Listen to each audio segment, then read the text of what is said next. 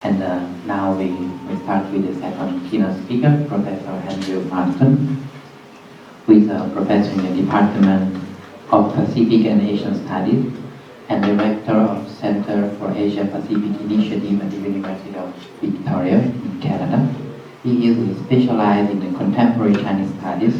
His research involves around the study of patterns and processes of spatial and economic transformation in China mega-urban region, with a particular focus on the Lower Yangzi Delta. His further research interests in China include studies of administrative restructuring and urban and regional development, curricular reform, and geographical education, and some more new interest in creative industry, right, if I remember correctly. Thanks, Professor Marton.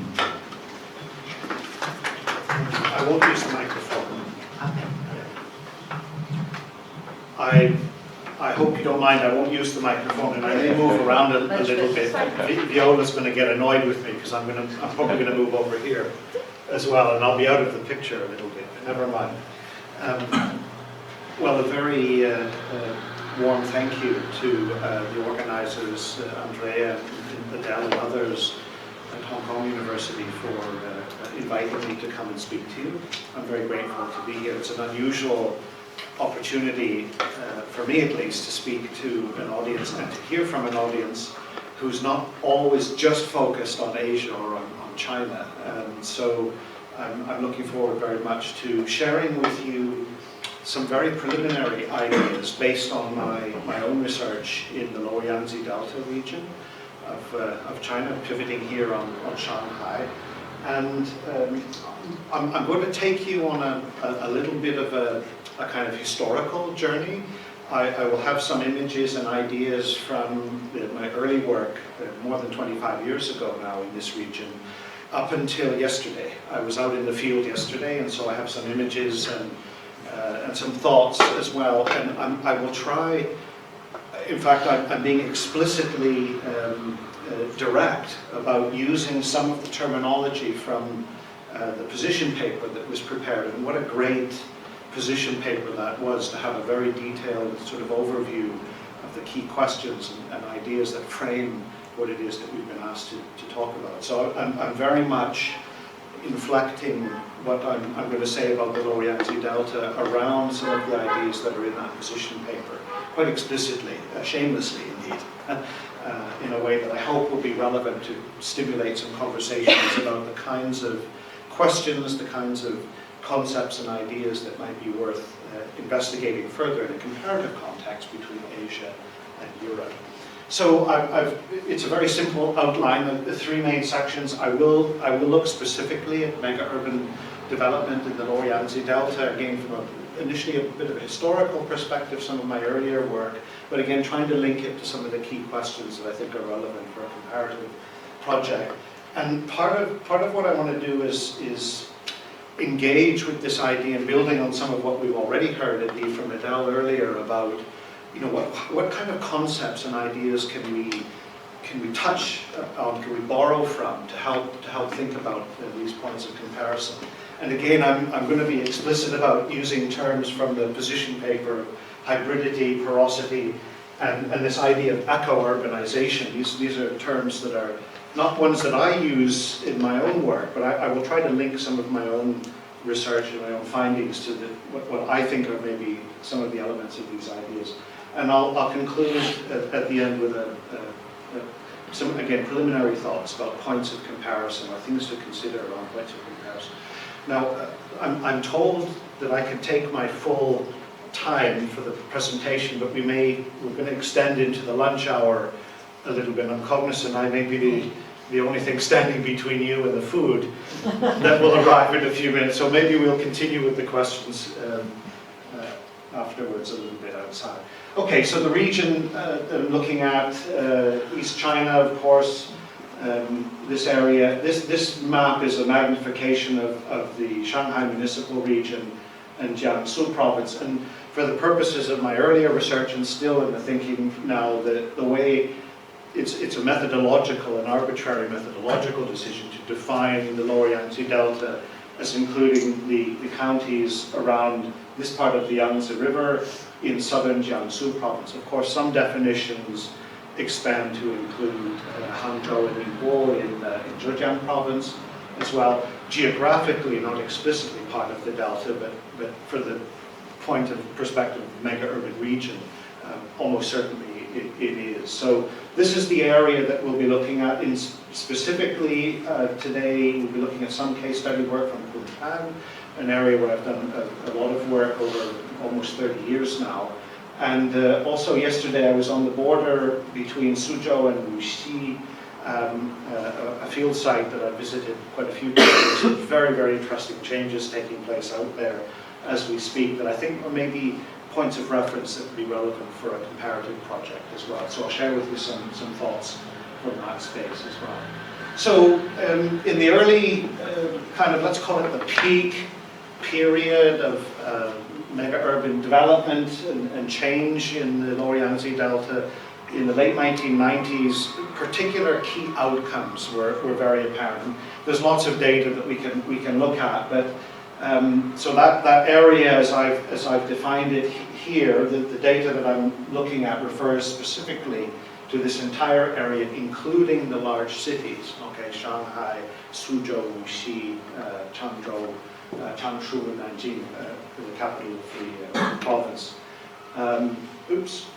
I was trying to be clever with some highlighting on the figures I really want you to look at. But so there's some overall figures here, but the two that I really want you to focus on is this look at industrial output and the value of industrial output within the rural area. So, of course, in the Chinese statistical sources that we look at, these are not natural divisions. They don't make a distinction between urban and non-urban regions in the statistical. So there's a huge amount of work in sort of disaggregating data and then reconnecting it. I had to go through a large number of sources to look at that. But the key message here is, by the late 1990s, of the total value of industrial output across this entire region, including all of the big cities, okay, including Shanghai,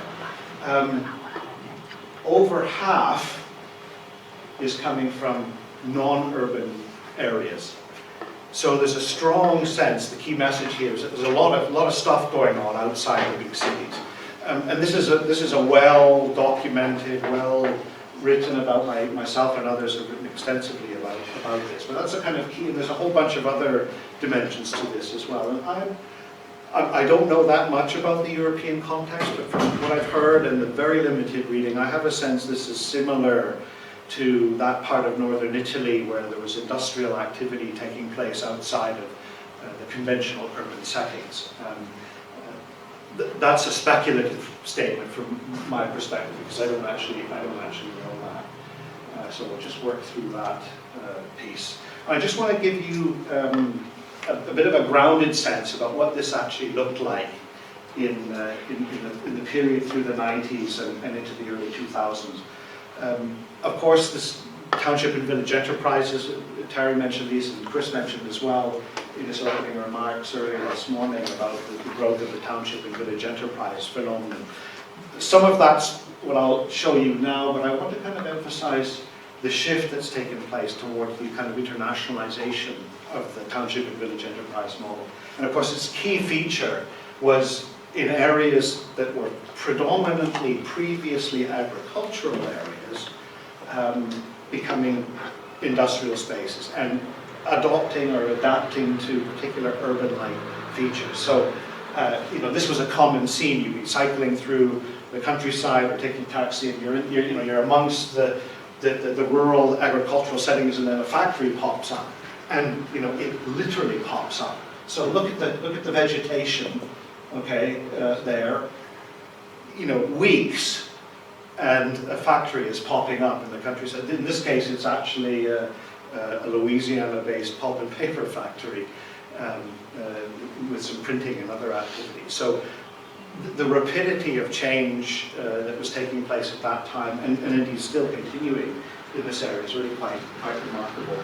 And so some of these images this is actually from the early 1990s, building of special zones, a road to nowhere, build a wall, put up a sign, special economic zone, and in the space of under a few months, the creation of development spaces. So look at the lamps here. Okay, you can see those lamps. There they are there. That's how quickly things are changing. Note the buildingscapes there, just a few months, maybe 3-4 years altogether later. Same space, there's the buildings, the lamps are gone, or maybe they're behind the trees. But the remarkable changes that have taken place, and this is over, well, it's less than 10 years, that development. Of course, there's more that's happened since.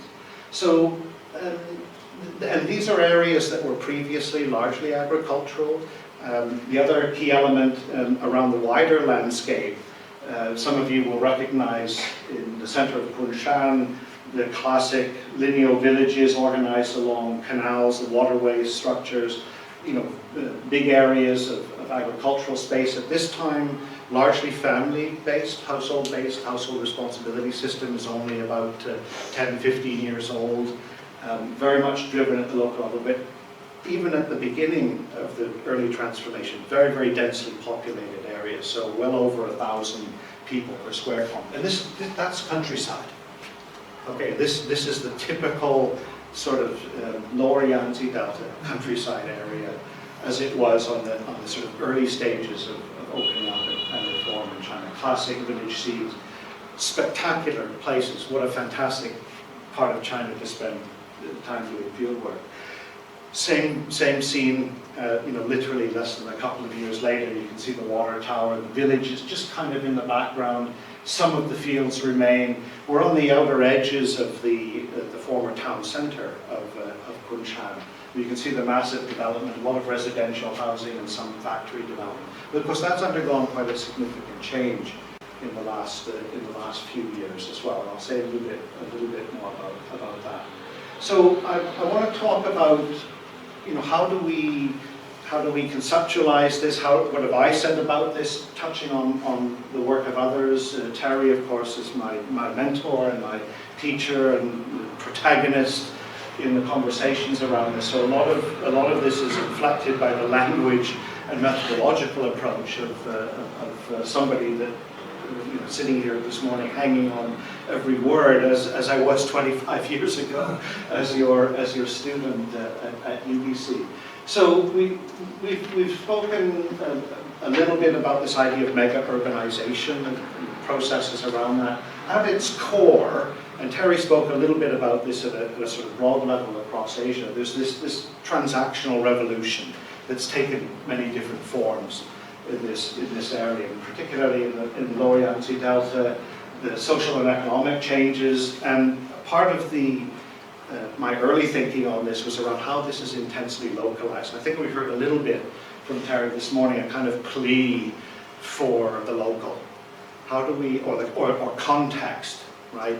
Putting context, putting the local back into our conceptualization and theoretical thinking of what's going on in these particular areas. And so that's something that's very much inflected my own approach to this. Movement of capital goods, people, the administrative imperatives around this, patterns of power and structure that are highly localized, but resulting in dispersed economic activities across the region. So the first table with the figures showing industrial activity proliferating into the countryside is very much driven by the imperatives of the local actors and the local state in this context. And there's a whole body of research around this that I won't go into, but I do want to emphasize these sort of key points because I think they're relevant potentially from a comparative point of view as well. Of course, as Chris mentioned this morning and Terry's emphasized as well, external forces have come into play. It's not just about the local anymore, it's the local in relation to other things, and in particular to the large cities. So when I first went into the field in the late 80s to do this research, my frame of reference was, it's about urban and rural linkages. I mean, of course, the cities are important. The cities are driving all of the change in the nearby countryside. That was the hypothesis. But once in the field, and it's a great thing as a young student, as a scholar, going, actually, the assumptions weren't right. right? The city wasn't, of course Shanghai is important, the big cities nearby are significant and not unimportant in the wider regional context, but it turned out at a local level, at a grounded level, in the villages, in the towns, the city was not a direct influence in the way that was hypothesized, that the conventional wisdom suggested that it was. And so it was these local actors, and indeed in my first book, research undertaken for my PhD, very much emphasizing the role of the local actors, the local state, and with a particular focus on localized growth. And Chris mentioned this morning about how the local entrepreneurs, the people that were involved in the development of those activities were very much from within those spaces. Okay, these weren't city developers going out looking for cheap land. It was actually mostly local. Okay, initially at least, and that's a key sort of pattern to bear in mind. Of course, over time, localities began to develop policies and practices that were responding to these other external forces, sometimes articulated through the big cities. Okay, again, Shanghai is not unimportant. In the late 90s, remember Shanghai is a latecomer to opening up and development. Not until 1992 did it really take off. At that stage, places like Kunshan and other parts of southern Jiangsu were rapidly developing. So, Pudong was a new entity. Bureaucrats from Pudong were coming to Kunshan to find out about how to attract international investment, how to develop policies for enhancing industrial development at the local level. This is a little told part of the story about what was going on. And so many of these local actors in places like Kunshan were actually leapfrogging Shanghai. They were opening up to the outside world. Taiwan initially, of course. They tried to invest in the development of IT industries in southern China. But that Guangdong region, the Pearl River Delta region, dominated by running shoes and a few other kind of consumer goods, which they were very good at that time. But it wasn't an environment conducive for the Taiwanese investors, at least, in high-tech IT technologies. Places like Kunshan and around Suzhou were very much about that. And challenges around the relationship between globalization and conventional agglomeration. Again, Chris mentioned this morning. The classic conventional wisdom was not always working effectively and helping us understand this. And so, while there was a connection, increasing connectivity to the global forces, the international forces, very much moderated at the local level, and that's still the case. And I'll show you some images towards the end of my presentation which suggest explicitly that what's happening at the local level, the importance of local actors is still significant in terms of mediating the regional connections and connectivity with the wider environment, both within the region and it links with big cities, but also internationally. And so that's what I think may be meant by the use of the term hybrid or hybridity in the position paper that was drawn up. Okay, it's not explicitly defined, but it speaks to Adele's point about how do we define concepts and ideas in a way to make those kinds of comparisons. So that's a meaning that I would impose from my understanding of what's going on in this particular space, and it involves directly mobilizing foreign direct investment, production linkages, and international commodity chains that are relevant for local development. And again, I'm imposing a kind of meaning from my perspective. You use the term porosity in the position paper. So at the local level in places like Kunshan, the Lower Yangzi Delta, outside of the big cities, the Dakota regions, if you like, these are spaces that they're not discrete spaces. There's interconnectivities, networks of transactions that are coming in and out of the region, initially focused very much locally, but increasingly focused internationally. So that's how I interpret the term porous in that context of the Lower Yangzi Delta. And whether that's relevant for a comparative point of view in a European context, I don't know. But it would be something that I would position, throw out there to think about. And of course, world market integration and the proliferation of locally created special zones and industrial areas. I mean, there are lots of measures we can look at. The proliferation of industrial enterprises and increasingly other non-agricultural enterprises, not just industrial enterprises. And there are different ways of looking at it spatially in the region. And one of the key features, as many of you will know historically, was around the proliferation of special economic zones, okay, the zone fever. By the late 1990s in Kunshan, okay, that small one county level municipality in the Lower Yangzi Delta, there were 28 zones, special zones, okay. Yes, there was a nationally sanctioned 经济提速开发区, okay, the special economic and technological development zone that was actually state sanctioned. Okay, that was approved in the mid-1980s, in fact, one of the first in China, outside of the big special economic zones on the coast, the new ones. Okay, but the other 27, they were local. Okay, township level, and most villages and towns, 20, it's not actually marked on there, but there are actually 20 townships, the boundaries of those on the map there. Almost all of them had their own special zone. Okay. And so that's a count, and you can imagine the proliferation of industrial enterprises in this space as well. So, of course, by the late 90s, early 2000s, the local state and the national state as well was becoming increasingly concerned, thinking about, is this rational? How is this working? Some of the images of the unused industrial spaces in the countryside were really quite shocking. Vast areas of agricultural land fenced off for the potential of industrial development at the local level, okay, and not much actually happening. So, imagine that. Okay, so this previous map, okay, Kunshan here, is this space here.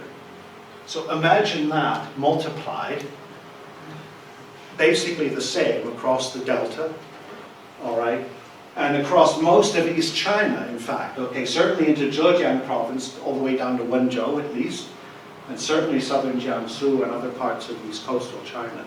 So you can imagine the sort of busyness of activity outside of the big cities in these areas. And it's not to say the big cities were unimportant.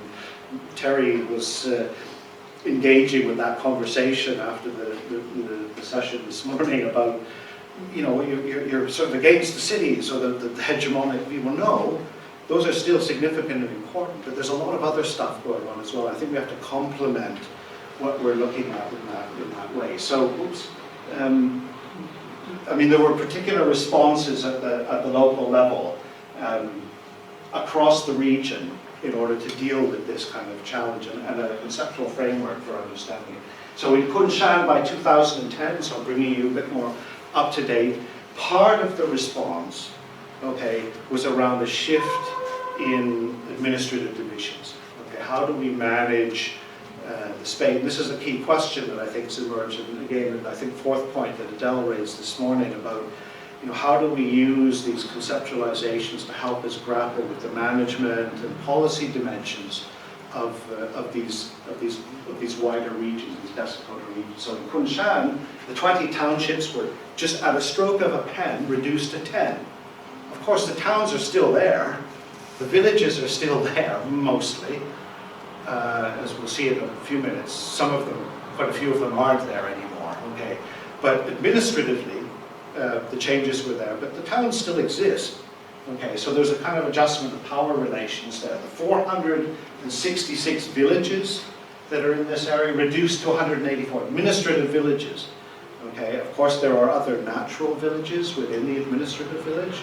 So it's not, there's a village administration, the committee, the village committee oversees a particular space. And of course 466 villages actually have an administrative territory.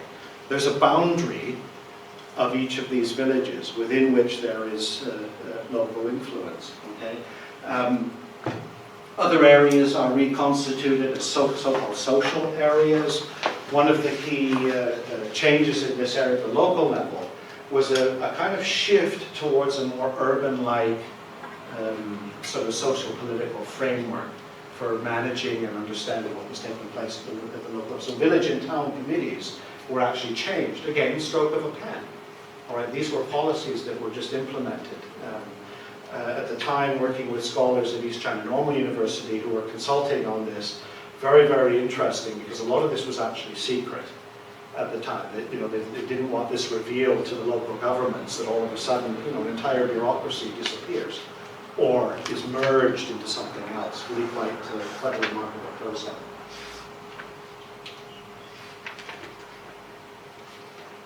In Kunshan, the local urban space, the built-up area in the middle of town, Yushan is the central town, grew from, in the early 90s, from 5 to about 13 square kilometers. So some of those earlier images I showed you from the edges of that particular space. And the single state-sanctioned special economic zone, the Kaifachu, expanded from a very, very small, and it was 6.8 square kilometers, a relatively small space, measured in hundreds of meters, okay, initially, expanded to well over 100 square kilometers, okay. And so this is a very interesting phenomenon, this restructuring of administrative boundaries and spaces. And the other important element, which I'm not going to say very much about, but Terry mentioned this earlier, migration, labor migration, the movement of people. So the population around 2000 in Kunshan is about 860,000 locally registered, with local Kunko, okay, in Kunshan. But by 2005, 2010, 1.2 million migrants. Okay, so, approaching double the local population coming from outside the region.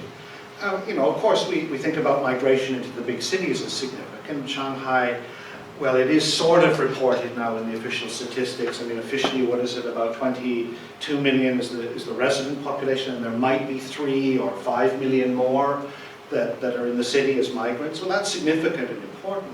But at a local level in Kunshan, where you've got 1 million migrants within a small county region, again, multiplied by the wider region, that's hugely significant. More so, some would say, than in the big cities. So what happened with administrative? There's all the dots of the villages, all 466 of them from the local gazetteer. 20 towns, some name changes that took place in the region. The central town of Yushan, the county seat, it was originally a county, of course. Now it's a county level municipality, but it's retained its original boundary. Okay, Shanghai here, the rest of Jiangsu over here, Suzhou City about here. That was late 1990s. Okay, by 2005, those towns had been reduced to 10. Okay, new boundaries were drawn. Of course, the old towns still exist. Okay, they're still there. Okay, but they're not administratively significant anymore. So there's been a consolidation of power, administrative and political power and financial power in the center, combined with a massive increase in the size of the special economic zone. Okay, that 10 kilometers roughly from here, 10 square kilometers to well over 100 square kilometers. Okay, so administratively you've got a special zone now that's much, much bigger. Okay, and this was part of the kind of local agglomeration economies, the thinking. I'll say a little bit more about how this was how I was conceptualizing this in this area in the late 1990s and early 2000s. That's a very interesting kind of overview of the changes. So part of it's, the literature talks about a rescaling. Carolyn Cartier, there's colleagues at Hong Kong U in the geography department who've written about this as well, George Lin among them, but there's other younger scholars in the geography department at HKU that are talking about the rescaling of the local state and the kind of shift in state functions that take place by redrawing administrative boundaries, the reorganization that took place around that. And in a very contemporary context, now the way that the language that's being used in the literature in the post-crisis period is about the reassertion of top-down control. And this is very interesting because in China, the whole message of opening up and reform was about decentralization, pushing down responsibility, pushing down financial authority to the local level, indeed removing central financial support, okay, from the local level, from the top level down into the local level. Okay, but now certainly in the post-crisis period, post-2008, it's being characterized very much as a re-centralization, top-down approach. Okay, but it's being driven by different kinds of forces. And you're seeing this in other sectors at the local level as well, which I'll say a bit more about in a minute. Okay. In practical terms, the shift was away from the kind of anything goes approach. At the local level, everybody was setting up a textiles factory, chemicals factory, shoemaking, light manufacturing, sort of on the edge of the high technology sector, right? This is relatively low tech initially. This has begun to shift to strategic investments in targeted areas. Okay, and in Kunshan and other parts of the region around Suzhou, this was very much a shift towards high tech. Okay, and the Taiwanese investment that was driving part of that. I'll show you some images of that in just a minute. Okay, of course, this was partly driven by a kind of reorientation towards international markets. So it wasn't just about the local anymore. It was about the local capturing, connecting to international and global markets. And again, not always through the big cities. All right, Shanghai's important, of course, in its own right. But it's actually the new airport at Hongqiao, the newly redeveloped airport at Hongqiao. There's a direct highway. It's actually faster to get to Kunshan than it is to downtown Shanghai from the airport. Okay, and there's a new highway from Pudong as well, which skirts around the city. Okay, really quite interesting. Okay, and in a kind of conceptual sense, then again, the literature talks about these different terms that are used here, but an upscaling of networks, enhancing local and international linkages, and Terry used this term this morning, I think, an assemblage of network spaces. Okay, how do we characterize and conceptualize this region and this rapid change within this region? Assemblage is a nice word, and the network dimensions of it is quite significant as well. Okay, so the outcome of this here in the early 2000s. Okay, this is the top of the new government building in Kunshan, which is on the sort of outer edge of the town center in Kunshan. All right.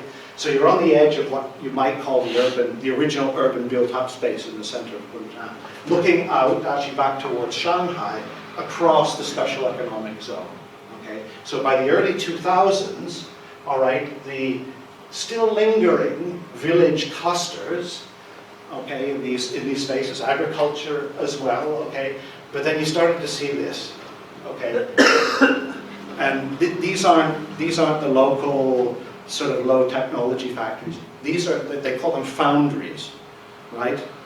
Foundries, when you see foundry, you think, oh, this is a place where they pound steel and whatever.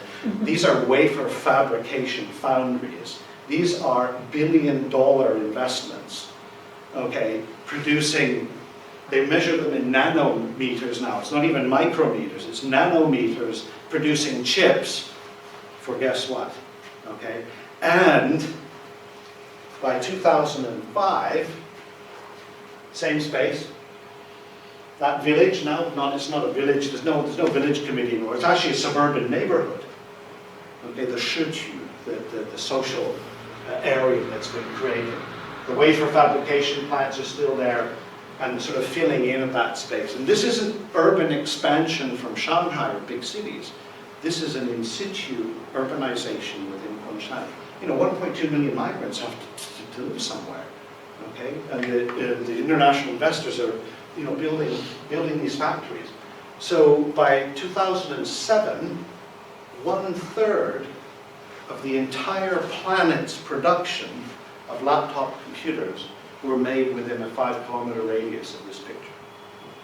Okay, so wow, what a huge change that is from that, okay, in the late 1980s, early 1990s, classic township and village enterprises proliferating into the countryside, okay, pretty basic, low-level kind of activities.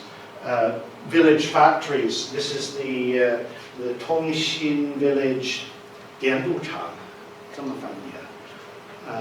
electroplating factory, okay, but international investors are welcome. So you've got overseas Chinese, internal investors, and foreign investors.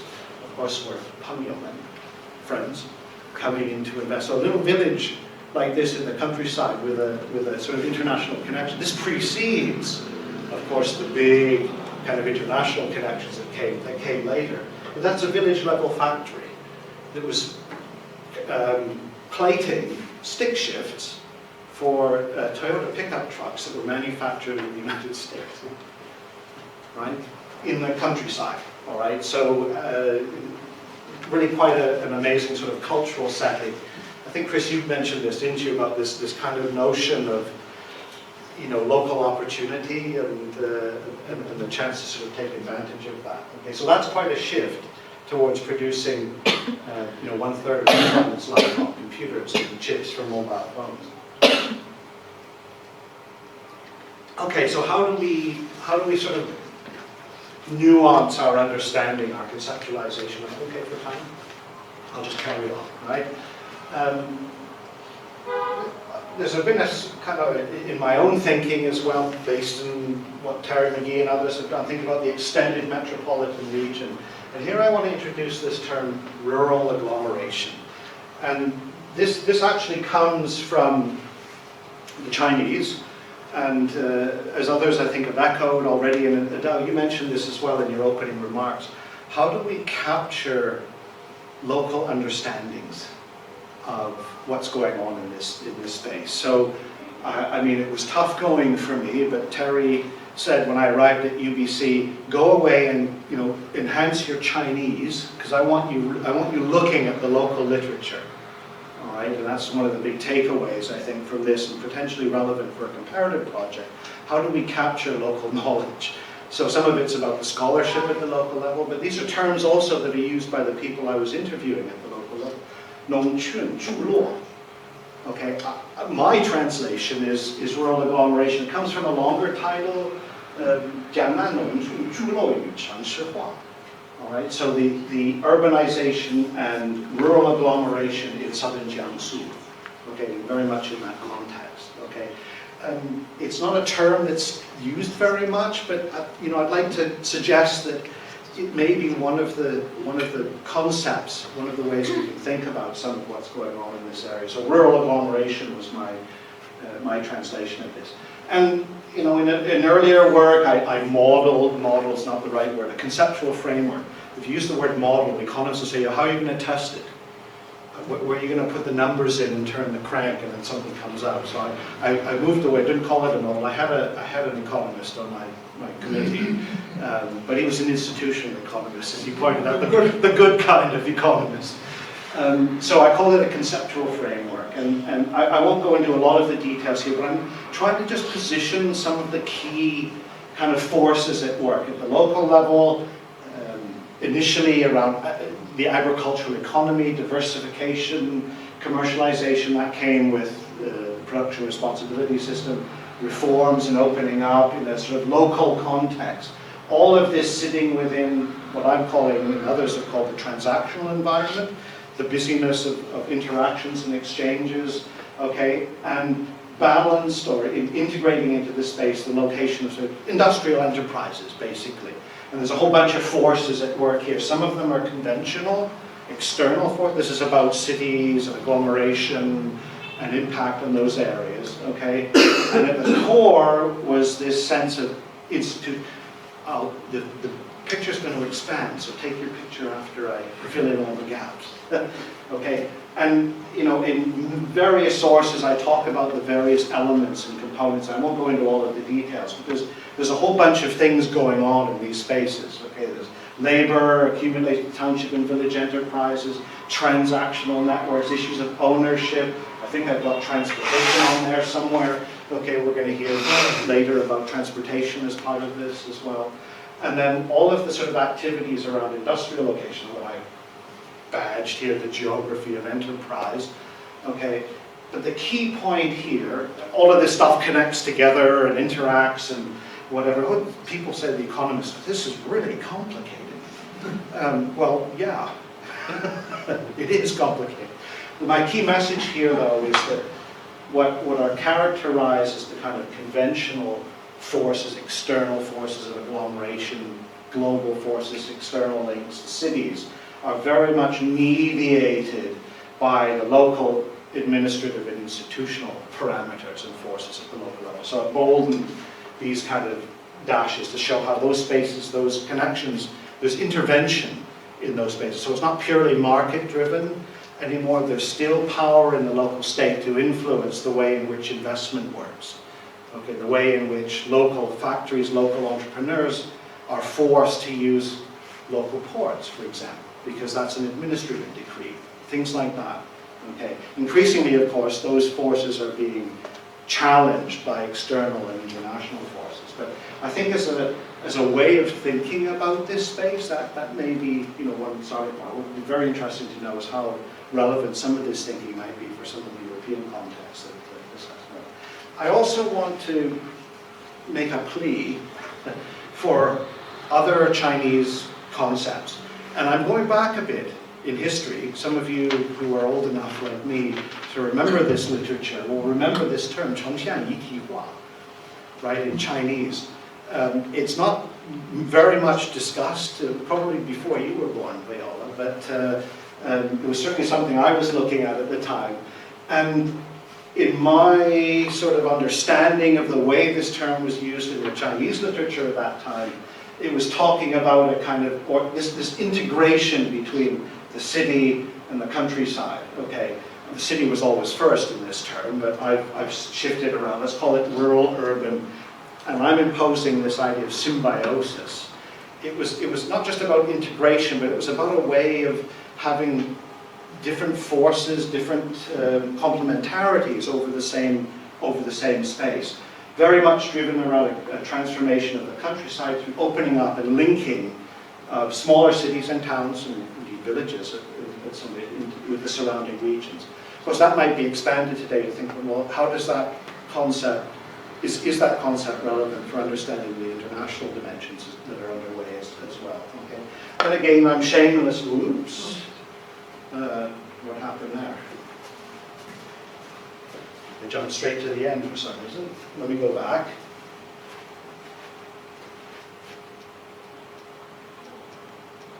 Sorry. Environmental balance, that's a term from your position paper as well.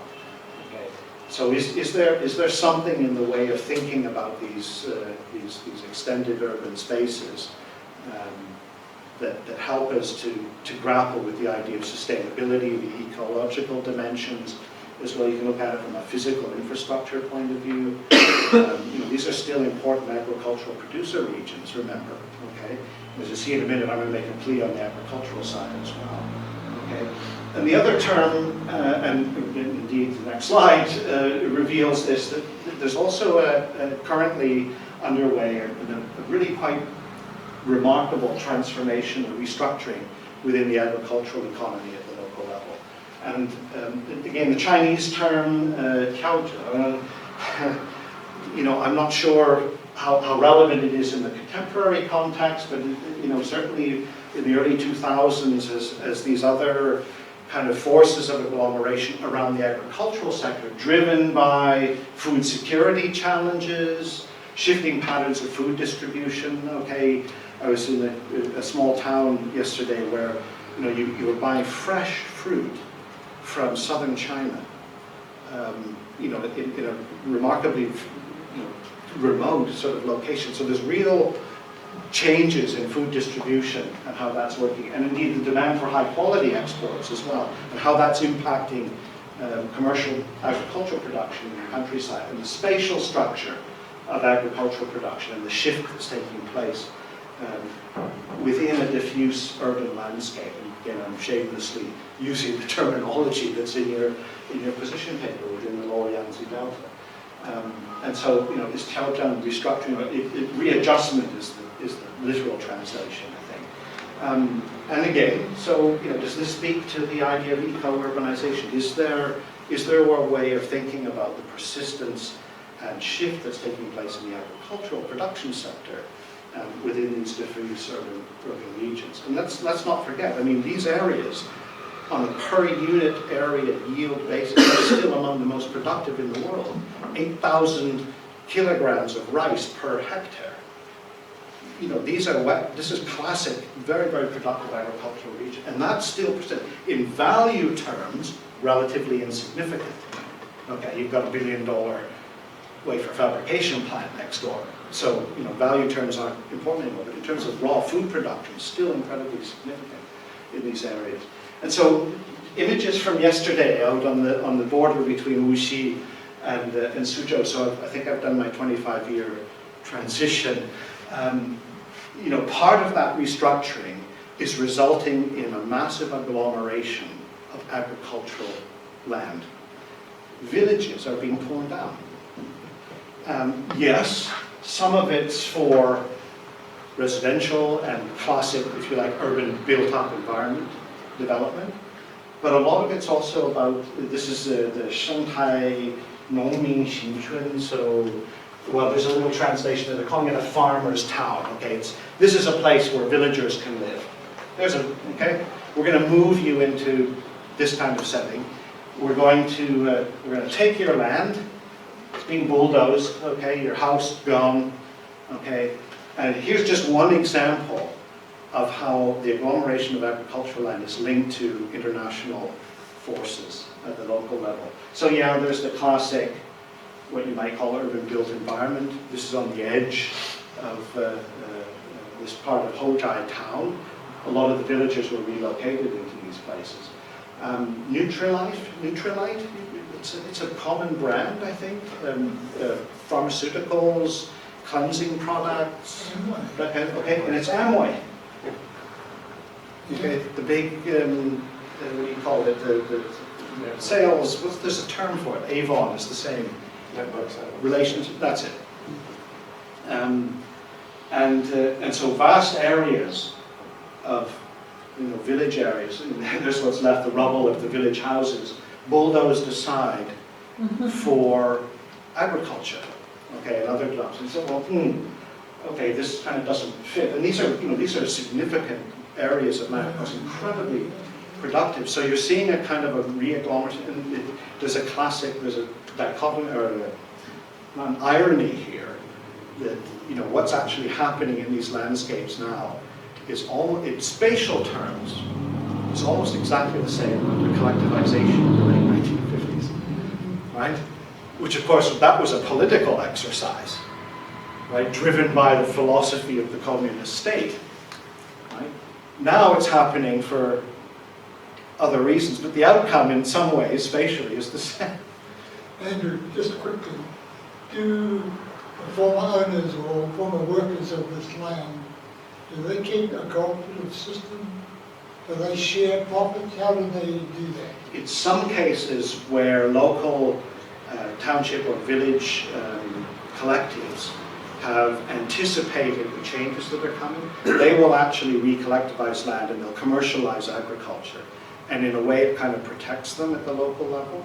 But in spaces like this, so this will partly answer your question, I think. There's the map, and sorry you won't be able to read the Chinese, but this is the village administrative jurisdiction in the outskirts of Hojai town in Wuxi. And so there's not a single village house left anywhere in that space anymore. And part of the reason I'm very familiar with this area is because my wife's father was born in a village right here in the outskirts of Wuxi. He's passed away, and I go back on Qingming every year when I can to the tombs in this site. But the people that are in it, they're not there anymore. Okay. In some cases, they have managed to sort of retain control, and it's a business investment. It's a commercial agricultural business now. And so, very high value agricultural products. Right now, it's strawberries. Okay, eat the strawberries. They're coming from the countryside now, and it's that's linked to the food production and distribution systems that are changing now. Where you get packaged strawberries in a supermarket around the corner here, not in a wet market anymore. The stuff is going through a commercial production facility. Okay, so there's not a single villager left in that space, but it's been recreated as a sort of combination of agricultural and tourist space for consumption. You have to drive there, of course, because of the new roads that are coming in there. But so, you know, here's a commodification of it. This is this space here, very interesting. The lotus root, you know, the root from the plant, that's commercialized agriculture, but they've built a kind of walkway and a pagoda in there. You can go and consume the agricultural landscape. Go and visit it. Drive out there and go and visit. But it's also a commercially productive landscape. Tourism sites, you can come here and go fishing. And I remember driving up from Ningbo a few years ago, the creation of these sort of sanctuary zones, what do we call them? Conservation zones, right? And on the edge of the Yangtze River, I drove in and thought, well, we'll go in and see. I thought, you can't come in now. I said, well, why? Well, because it's still under construction. Well, hang on a minute. This is a conservation zone in the natural landscape. Yeah, but we have to build it. We have to construct this landscape. Reconstruct. Well, indeed, reconstruct, and that's what's happening here. Okay. Now, one of the challenges in looking at this is how do we measure, how do we evaluate or investigate what's taking place in this landscape? Okay, so there's the map on the side of that's all that remains of the village is the village administration that's sitting there. There's the Amway plot. Okay. So those images I took from just along there, there's some sort of other tarted up there, forested areas, and so on, but no actual people living in that space anymore. Of course, in addition to the village houses, there were vast numbers of tomb sites in there. So, I wondered, as I was out visiting the tomb, of course, my father-in-law's tomb is not out here anymore. Okay, it's like the people, it's been relocated. Okay, and of course it was Qingming yesterday, so we had to visit the site. So the tombs that were proliferating over many centuries, indeed, in the countryside, lots of land used up for that, because they were being bulldozed down for agricultural production, have been relocated into, I'm going to call this necropolis. So even in the afterlife, people are being forcibly relocated into agglomerated settings, not just high-rise buildings and farmers' towns. Even the dearly departed have been put into this space. And does that have good feng shui? So really interesting. This is actually across the river in Suzhou, but these are all Wuxi people. So and there was huge controversy, as you can imagine, because the local state didn't. This is illegal. You can't just expropriate land and put all these tomb sites in here. So the very clever, local knowledge, they decided, well, this isn't a tomb site. It says on the map, you want forests. So there we are, we plant all these trees in the tomb. Well, that's a classic, in a traditional Chinese tomb, some kind of fir tree, songshu, right? And it's actually a forested space. So they got away with it by calling it a forest. It happens to be thousands of tombs as well. I mean, this is a bit speculative, but I wonder if this is a proxy for understanding some of the kind of rural agglomeration that's taking place in this area. Okay, that's a little bit of fun from yesterday. Let me conclude with a few final points and just try and tease out what may be relevant for a comparative project. Let me see if I can get them to come up. So I've spoken about the spatial restructuring of local and regional food production systems. I mean, it's a plea, let's remember, in these diffuse urban landscapes, at least here in China, agriculture, food production, that's still important. And I know I'm speaking to an audience of kind of planners and urban architects, and there's some landscape design people in here, so you'll maybe appreciate it. But let's not forget about the agricultural sector as well. I think that's so significant and important, and it still persists. It's really, really quite significant. Something I mentioned earlier about rescaling of power relations, and in China it's about redrawing of administrative boundaries, but of course it's linked to a whole set of processes around the redistribution of power relations and the way local actors can or cannot continue to influence what's taking place at the local level. Whether that's significant as a point of comparison in the European context is another question.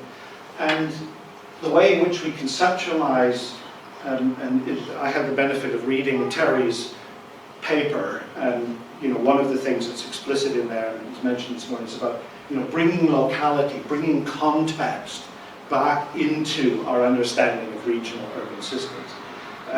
You've used the term territories of Metropolis in your proposal, in your position paper. And I think the other part of this that's important is, while there's still a lingering focus from Terry's point of view on the hegemonic side on the big cities, and that's important, and that needs to continue.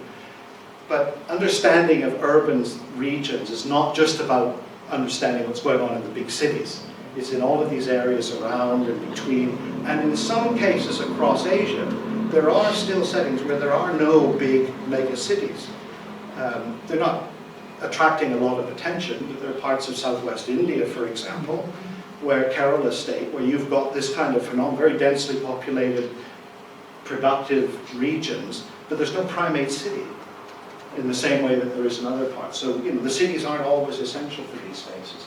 But part of my plea here is about, the local context and the local knowledge. So, okay, I talked about rural-urban integration. It was a term used in the Chinese and rural agglomeration. Those are just two examples. There are others that we can consider. And then the final point, well, I don't know what to say about the final point, but, sita diffusa. Is there something in there that, and Terry didn't elaborate on it in much detail in the paper, but the sasi desakota, you used the term this morning, desakota, as a verb. That's how that word would read in the Bahasan region, isn't it? Desakota sasi.